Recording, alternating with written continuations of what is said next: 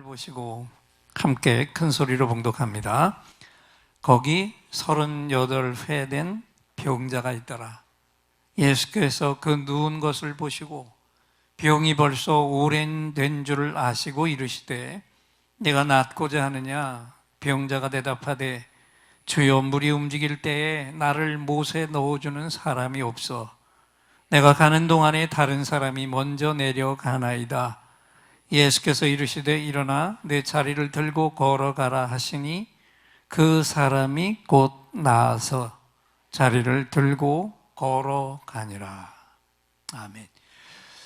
말씀 받기 전에 옆에 있는 분을 바라보시고 이렇게 인사했으면 좋겠습니다. 절망을 벗어버리세요.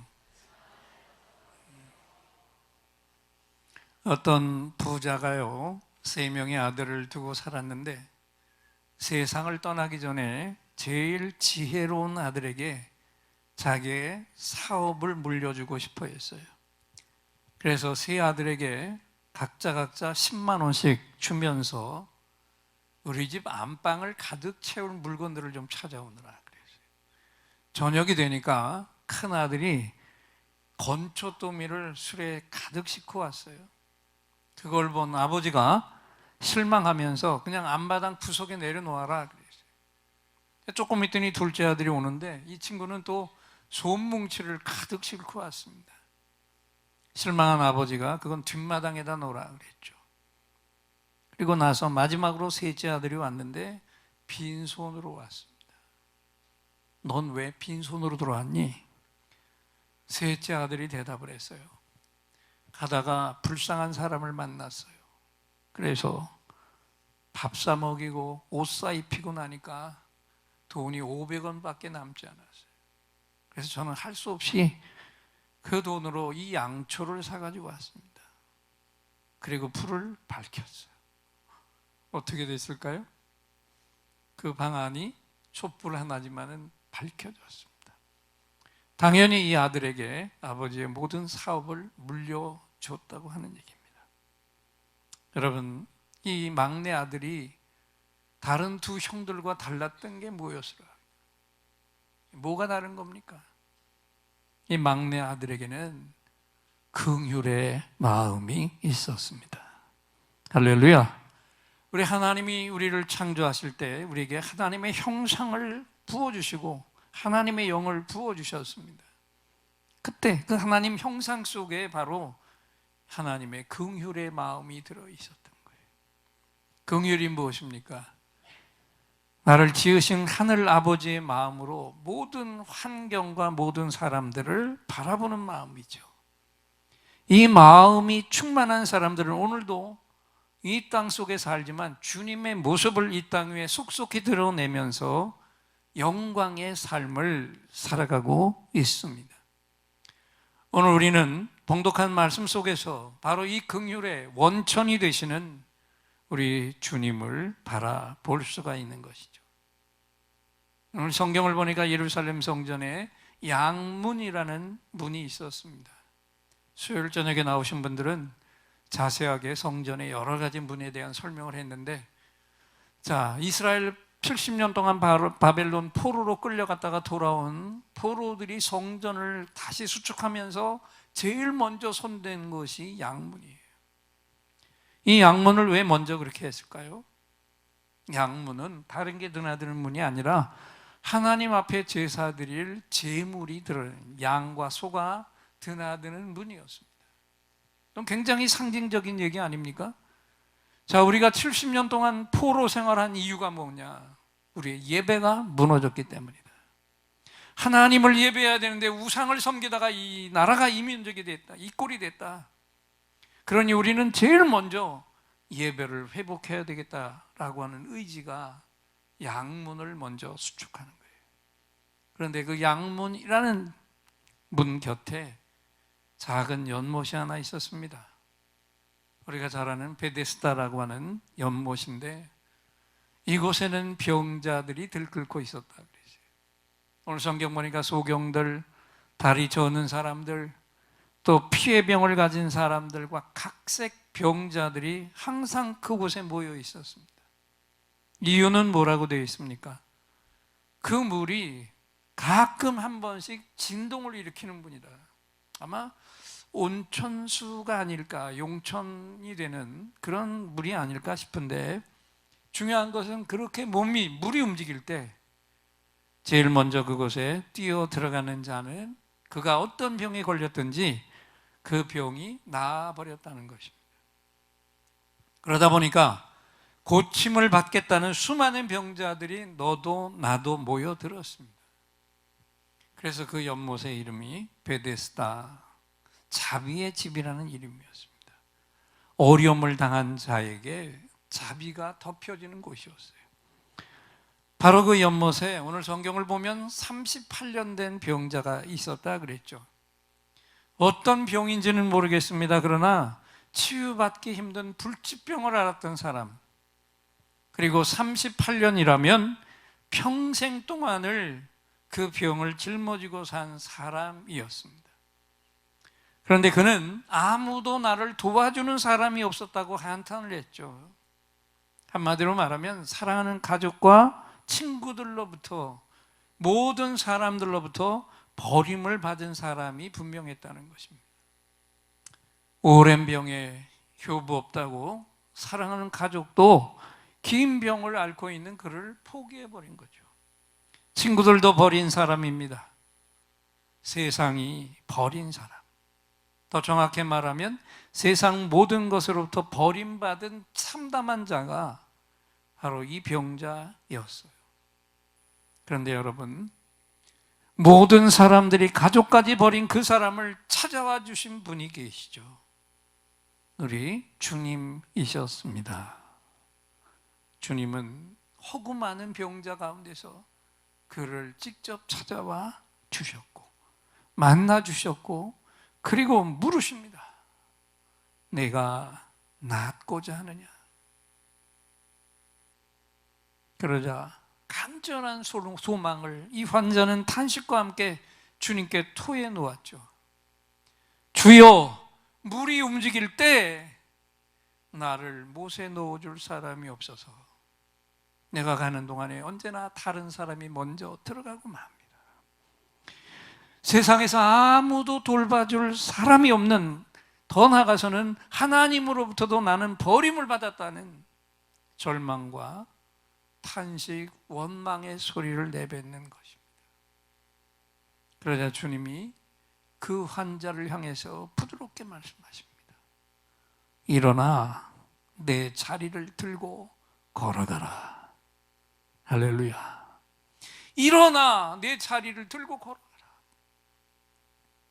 그때 기적이 일어났습니다. 38년 된 병자가, 가족도 다 포기하고 내버린 병자가, 탄식 속에 인생을 포기했던 병자가 평생 동안 누워있던 그 자리를 들고 일어서 버렸습니다. 할렐루야.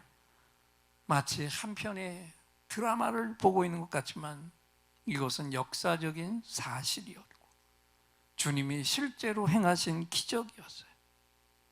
오늘 이 기적 속에 놀라운 진리가 담겨 있지 않습니까? 그 하나하나를 성령님의 인도 아래 한번 찾아보십시다. 첫째로 베데스다 연못은 냉정하게 얘기해 보니까요, 이건 자비의 집이 아니었어요. 한마디로 말하면, 냉정하게 말하면 자비의 집이 아니라 절망의 집이었습니다. 베데스다라는 원어가 자비의 집이 분명한데, 그런데 왜 이 자비의 집이 절망의 집이었냐고요. 한번 여러분 조금만 더 깊이 생각해 보세요. 자비의 집이라면 그 물에 뛰어드는 모든 자가 고침을 받았어야 돼요. 그런데 번번이 제일 먼저 뛰어드는 그 한 사람만 치료를 받았고 나머지는 다 실패를 하고 말았습니다. 환자인데 동작이 빠를 수 있습니까? 동작이 늦는 사람들, 남들보다 움직이기가 불편한 사람들, 그래서 한 걸음 늦게 뛰어드는 자들은 아무 도움도 되지 못했다는 겁니다. 도움이 되지 못했을 뿐만 아니라 오히려 그것은 더 큰 패배와 상실감과 절망의 자리가 되어버린 것이죠. 소망을 가지고 왔는데 그 소망이 허무하게 산산조각나고 맙니다. 그리고 더 큰 절망이 덮여버리는 것입니다. 내가 병자라는 패배감보다도 더 큰 패배감이 무엇입니까? 나는 몸에 병도 가졌지만 치유의 자리, 심지어 자비의 집에서조차도 나는 버림받았다. 이 상실감이 얼마나 고통스럽겠습니까? 그 처참한 패배감, 탄식, 절망, 쓰라림, 이 부정적인 모든 것들을 38년 된 병자는 자기의 올무처럼 평생을 짊어지고 살았던 것이죠. 그런데 그를 주님이 찾아오셨습니다. 할렐루야. 왜 찾아오셨을까요? 그의 그 아픈 상실감을 주님이 아셨습니다. 그의 절망을 주님이 아셨고 그의 쓰라림을 주님만은 아셨기 때문에 주님은 누구도 돌아보지 못하는 가장 여린 사람들의 아픔까지도 놓치지 않고 찾아가 주시는 유일하신 사랑의 하나님이십니다. 오늘 여러분 중에는 이 환자처럼 이런 마음을 가진 분들이 계시지 않습니까? 주님이 계신 교회, 주님이 가장 기뻐 받아주시는 예배 자리까지 나와서도 은혜는 받지 못하고 돌아가는 사람들, 아니 나는 은혜와 거리가 멀다고 생각하는 사람들, 자비의 집인 교회를 나왔어도 난 언제나 그 은혜 받지도 못하고 다른 사람들에게 다 그 은혜는 넘어가고 나는 빈손으로 돌아간다고 하는 생각하는 사람들,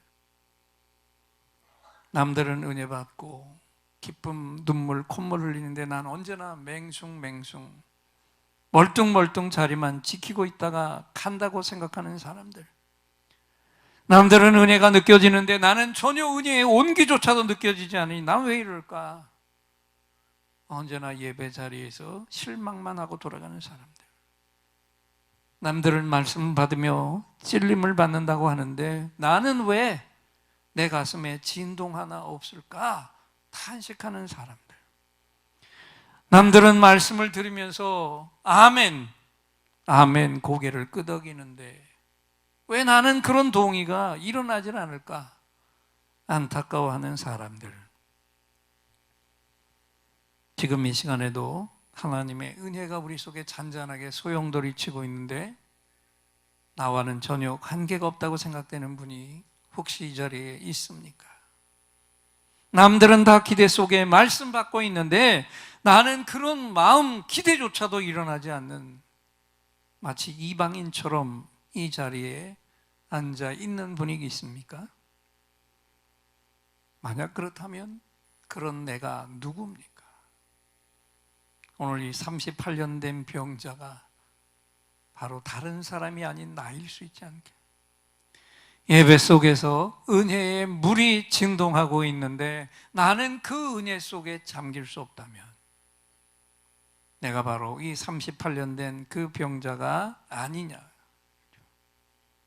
그러나 여러분, 그렇다 할지라도 절대로 실망하지 마시기 바랍니다. 왜요? 그런 나를 오늘 이 시간에 그분이 찾아와 주시기 때문입니다. 오늘 이 시간에 주님이 그런 나를 찾아와 주세요. 친히 찾아오셔서 나를 향해서도 묻고 계십니다. 내가 진정 낫고자 하느냐? 내가 진정 그 자리에서 일어서기를 원하느냐? 내가 진정 너의 패배 자리, 너의 절망의 자리를 박차고 일어서기를 원하느냐? 여러분, 그분 앞에서 나는 뭐라고 고백해야 할까요? 오늘 이 시간에 앞을 보시고 화면을 보시고 함께 이 기도를 진실하게 우리 하나님을 향해서 올려드리겠습니다. 주님, 나를 좀 도와주세요. 나를 좀 일으켜주세요. 나도 은혜 받게 해주세요. 나도 콧물, 눈물 좀 흘리며 감격하게 해주세요. 할렐루야. 이 한 가지 고백이면 족한 줄 믿습니다. 그런데 정말 중요한 게 있죠. 자기 스스로 연못으로 뛰어들어갈 수 있는 사람은 주님이 찾아오지 않으셨다는 거예요. 나 스스로도 너끈히 은혜의 연못으로 뛰어들어갈 수 있는 그 사람은 저면 주님의 관심 밖의 사람이었습니다. 주님은 오로지 주님의 도움이 없이는 아무것도 할 수 없는 가장 딱하고 여린 영혼을 찾아와 주셨습니다. 오늘 이 시간 이 역사가 오늘 저와 여러분에게서 일어나기를 주님의 이름으로 축원합니다. 두 번째, 오늘 말씀을 통해서 우리가 깨달아야 될 것이 무엇일까요? 주님은 절망의 자리를 자비의 자리로, 승리의 자리로 바꿔 주셨습니다. 할렐루야. 주님이 만나주신 이 38년 된 병자는 그 인생이 완전히 바뀌었어요. 자기 자리를 들고 일어나 걸어가는 자가 되었습니다. 38년 동안 가슴을 치면서 통탄하며 넘어져 있던 절망의 자리였는데 주님이 찾아오시고 일으켜 주신 그 순간 진짜 이름 그대로 그곳이 자비의 집으로 바뀌어졌습니다. 분명한 것은 오늘 이 시간 내가 앉아있는 이 자리도 주님은 자비의 자리로 바꿔 주시는 줄 믿습니다. 그래서 오늘 우리는 내 안에 있는 수많은 절망들을 주님 발 앞에 다 내려놓을 수가 있습니다. 그리고 그 주님을 향해서 나를 고쳐주시옵소서, 나를 일으켜 주시옵소서, 그래서 이 절망의 자리를 들고 걸어가게 하시옵소서 강력하게 요청할 수 있는 거죠. 주님이 나를 붙들어 주실 때 내 실망, 좌절, 낙심, 걱정과 염려의 자리가 승리의 자리, 주님의 자리로, 자비의 자리로 바뀌어질 줄 믿습니다. 근데 여기 너무나 중요한 한 가지 조건이 따라붙는 걸 보게 됩니다. 세 번째, 오늘 우리에게 주시는 진리입니다. 주님은 우리를 향해서 내 자리를 들고 일어나 걸어가라 말씀을 하시는데 이 말씀이 무슨 말씀일까요? 내가 가지고 있는 믿음을 드러내라라는 거죠. 내가 나를 믿는 그 믿음이 있느냐? 그 믿음이 있다면 그 믿음을 순종으로 나타내 보이라. 여러분 한번 생각해 보십시다. 이 병자가요 38년 동안이나 자리를 깔고 누워 있었을 때 날마다 순간순간마다 얼마나 그 자리에서 일어나 보려고 발버둥 쳤겠습니까? 어떻게든지 내 힘으로 일어서 보려고 몸부림치지 않았겠어요? 그런데 번번이 실패를 거듭하고 말았어요. 하다 이제는 완전히 포기하고 두 손을 들고 말았습니다. 그런데 오늘 찾아오신 주님이 뭐라고 말씀하시나요? 일어나 내 자리를 들고 걸어가라. 은혜의 말씀이지만요, 그러나 사실 따져보십시오. 이게 얼마나 어려운 주문입니까? 수천 번, 수만 번 시도했는데 두 손 두 발 다 들었습니다. 한번 냉정하게 따져봅시다. 하루에 3번씩만 일어나려고 몸부림쳤어도, 그러나 3번만 일어나려고 몸부림쳤겠습니까? 그러나 3번씩만 치자고요. 그래도 1년이면 1500번입니다. 38년이면 얼마나 되는지 아세요? 57,000번. 하루에 3번씩만 몸부림을 쳤어도 57,000번을 몸부림쳤지만 실패했어요. 결국 포기하고 말았습니다. 그런데 다시 일어나라고요. 넌 절망의 환경에 굴복하고 무릎을 꿇었지. 그러나 내가 하는 말에 순종해서 그 절망의 자리에서도 나를 믿고 한번 일어나 보아라. 그러면 내가 걷게 될 것이다. 이 38년 된 병자가 어떻게 했어요? 주님 말씀에 순종했고 그리고 일어섰습니다. 안 될 줄 알면서도 주님이 하라고 하시니까 그 말씀 따르기 위해서 일어서 보려는 신용이라도 하려고 했는데, 그런데 이게 웬일입니까? 몸이 일어서졌습니다. 할렐루야! 몸이 일어나 스스로 걸어졌어요. 38년 동안 누워서 굳어버렸던 그 몸이 일어난다고 금방 걸어지겠습니까? 그런데도 그대로 걸어갔습니다. 그의 인생에 일어날 수 없는 기적이 주님으로부터 일어났습니다. 이 병자에게서 기적이 일어난 마지막 조건이 과연 그러면 무엇이겠습니까? 오늘 우리에게 무엇이 있어야 우리의 절망의 환경을 뛰어넘어서 승리하고 일어설 수 있을까요? 그것은 순종이었습니다. 할렐루야. 도저히 순종할 수 없는 환경, 그 환경에서 순종했어요. 도저히 따를 수 없는 환경인데 순종부터 한 거예요. 그랬더니 기적이 일어나고 말았습니다. 그렇습니다. 내 고질적인 문제가 해결되는 첩경이 바로 순종인 줄 믿습니다. 오늘 나에게서도 가장 중요한 것은 순종입니다. 모든 것의 키가, 열쇠가 순종이라는 겁니다. 내 굳어버린 환경을 다 깨뜨려버리는 키가 순종이고요. 나의 절망을 승리로 바꿔버리는 키가 순종이라는 겁니다.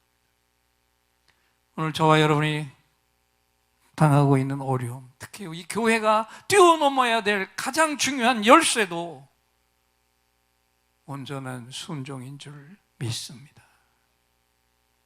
옆에 분을 바라보면서 한 번 더 이렇게 외쳐주면서 다짐하겠습니다. 순종하면서 살자고요. 할렐루야. 영상을 하나 보겠습니다. 우리가 순종하는 것과 복종하는 차이를 이해할 줄 알아야 합니다. 왜 우리가 기적을 경험하지 못하느냐? 순종과 복종의 차이를 모르기 때문입니다. 먼저 복종을 생각해 봅시다. 복종한다는 것은 나에게 명령하는 사람과 그 마음이 일치가 되지 않더라도 내 뜻과 틀리지만 그가 권위자이기 때문에 그의 말대로 행하는 것이 복종입니다. 그러나 순종한다는 의미는 그 나에게 명령하는 그분과 내 마음이 일치가 되어서 그 일에 대해서 아무런 이의가 없다라는 것입니다. 여러분, 우리가 기도할 때 마찬가지입니다. 하나님의 말씀을 믿습니다, 아멘 이렇게 말하지만 대부분의 사람들은 unbelief, 의심에 대한 복종을 하는 것이지 순종하는 것이 아닙니다. 이렇게 한다고 될까? 안 되면 어떡하지? 그래도 한번 해봐야지. 하나님 말씀이니까 내가 의심이 들지만 이걸 갖다가 누르고 그냥 한번 해봐야지. 그건 복종이지 순종이 아니라는 겁니다. 여러분, 우리의 믿음이 바로 그거예요. 우리의 믿음이 우리가 말씀대로 믿고 믿는 대로 선포한다 하지만 사실은 그 말씀을 받아들이고 내 입술로 나오는 순간에 수만 번의 셀프 토크가 일어나는 거예요. 바로 그게 없을 때에 기적이 일어난다는 겁니다. 근데 우리는 내 마음으로 독백하면서 안 될 거야, 정말 될까, 이래도 될까, 누구는 안 됐는데 이렇게 이야기하면서 그래도 내가 믿으니까 해야지 하고 선포하는 것은 그건 복종이지 순종이 아니라는 거예요. 그때는 하나님의 영광의 통로가 막혀버리는 거예요. 이 세상의 모든 문제에 대해서 비판하고 정죄하고 판단할지 모르지만 하나님의 말씀에 대해서는 순종할 줄 알아야 합니다.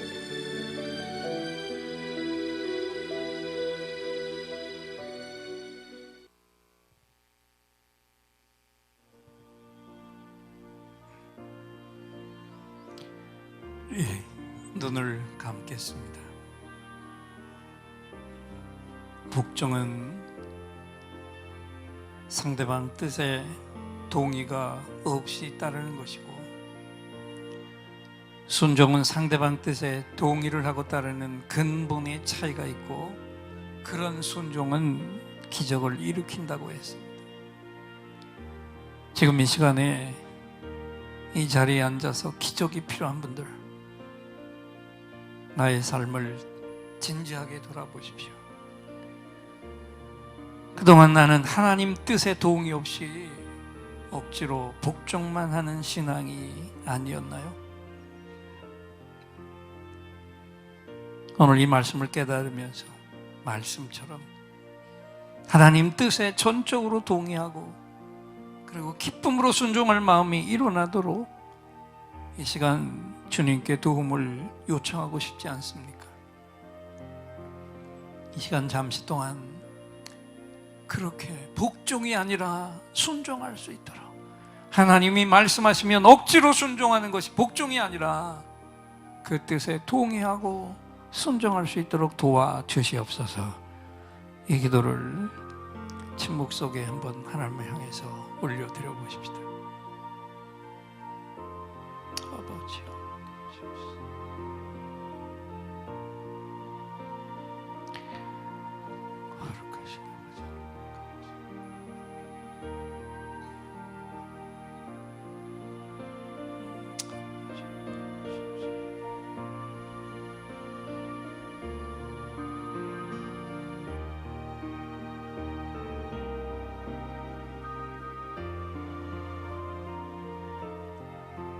아버지요,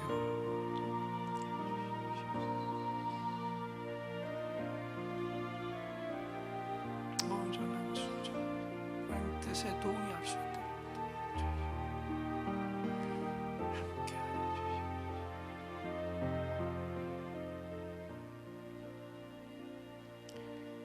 이제 말씀을 생각하면서 오늘 이 찬양을 하나님 앞에 올려드리기 원합니다. 주 사랑이 나를 숨쉬게 해 라는 찬양입니다.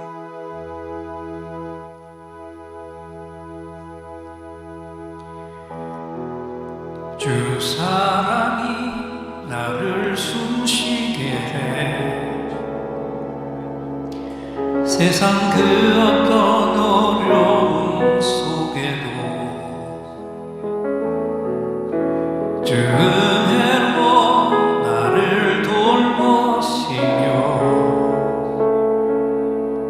세상 끝날까지 지켜주시네. 주 사랑이 나를 이끄시네. 내가 갈 수 없는 그곳으로 주의 사랑 나를 붙드시며 세상 끝날까지 인도하시네.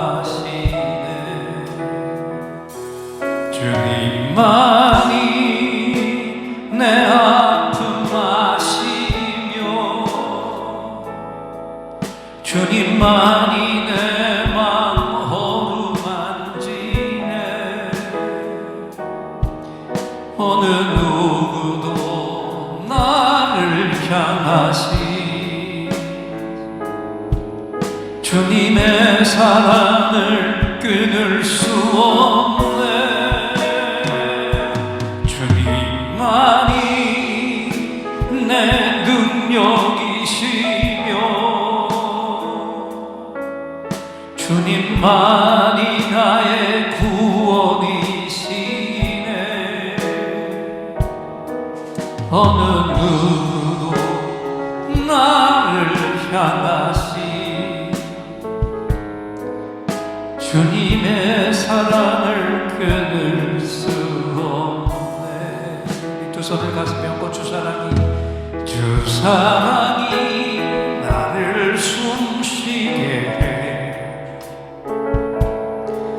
세상 그 어떤 어려움 속에도 주 은혜로 나를 돌보시며 세상 끝날까지 지켜주시네. 아멘. 주 사랑이 나를 이끄시네.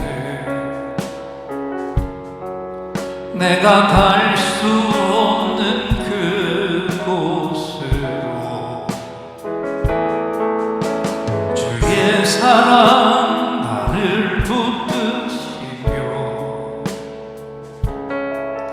세상 끝날까지 인도하시네. 한 번 더 생각합니다. 주 사랑이 나를 숨쉬게 해 세상 그 어떤 어려움 속에도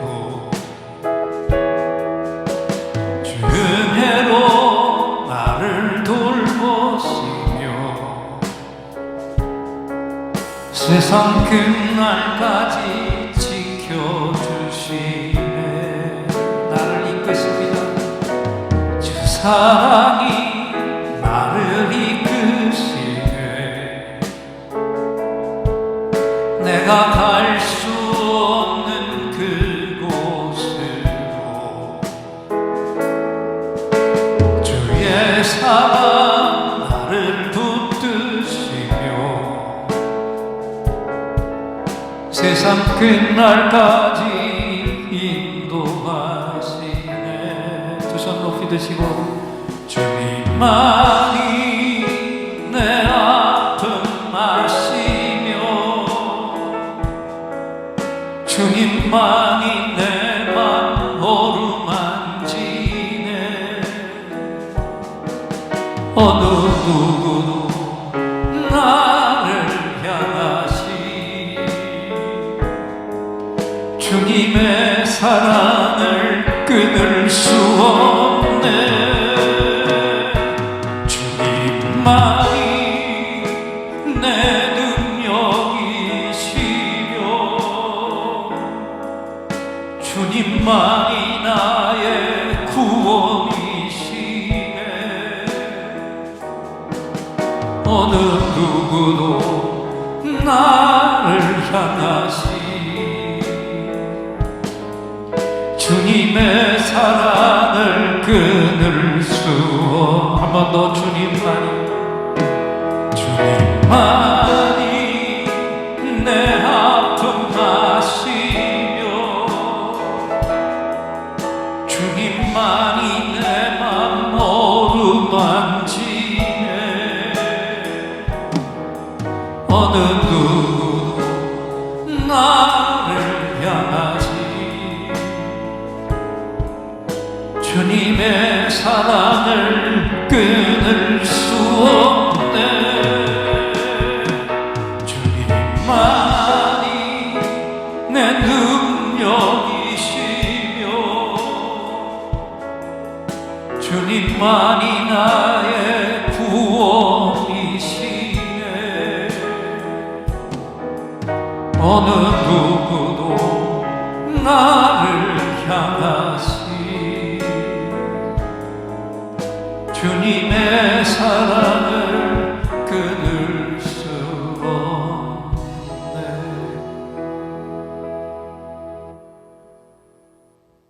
하나님, 믿음을 가졌지만 38년 된 병자처럼 환경과 사람을 탓하며 절망할 때가 많았습니다. 오늘 내 절망의 자리가 이름 그대로 자비의 자리가 되는 말씀 깨닫게 하셔서 감사합니다. 내가 지금까지 은혜와 능력의 변두리에 속한 자였다는 것을 인정하고 이 시간 도움을 요청합니다. 나를 고쳐 주시옵소서. 나를 바꿔 주시옵소서. 나를 변화시켜 주시옵소서. 나를 일으켜 주시옵소서. 그리고 주님 말씀에 온전히 순종하고 일어서게 하시옵소서.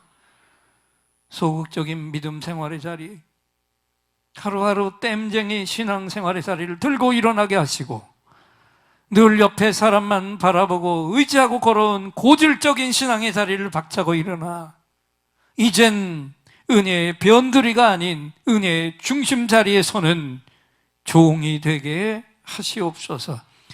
능력의 중심에 서는 종이 되게 하시옵소서. 성령 충만의 중심에 서는 종이 되게 하시옵소서. 주님이 베푸시는 기적의 중심에 서는 종이 되게 하시옵소서. 우리 교회를 그렇게 일으켜 세워 주시옵소서. 예수님의 이름으로 기도합니다. 아멘. 오늘 우리 하나님 아버지께서 절망의 자리가 자비의 자리로 이 말씀을 친히 선포해 주셨습니다. 우리 뜨겁게 예인들의 감사합니다. 할렐루야 박수로 화답하겠습니다. 감사합니다.